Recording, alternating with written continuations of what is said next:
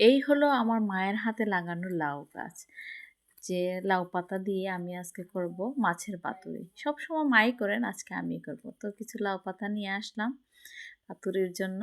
তো এগুলো বেছে দেখলাম যে পোকা টোকা আছে নাকি না। তারপর এগুলো খুব ভালো করে ধুয়ে রেখে দিলাম। তারপর চলে গেলাম মাছ মেরিনেট করতে। এখানে হলুদ এবং লবণ দিয়ে 4 পিস মাছ আমি মেরিনেট করে রেখে দিলাম। এগুলো এছাড়া পিঠের অংশ না, পেটের অংশ নিয়েছি।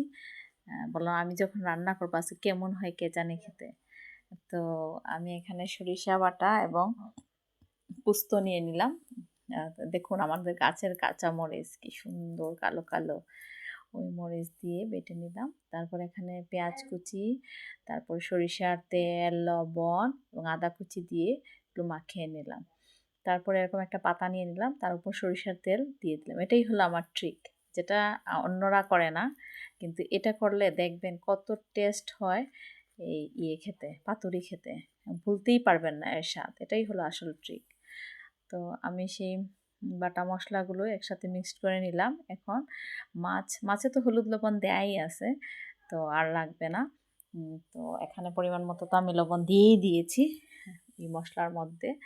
তো এখানে এক পিস মাছ নিব পাতার উপরে, আর তারপর মশলা মিক্সড করে তারপর ভাজ দিয়ে দিব।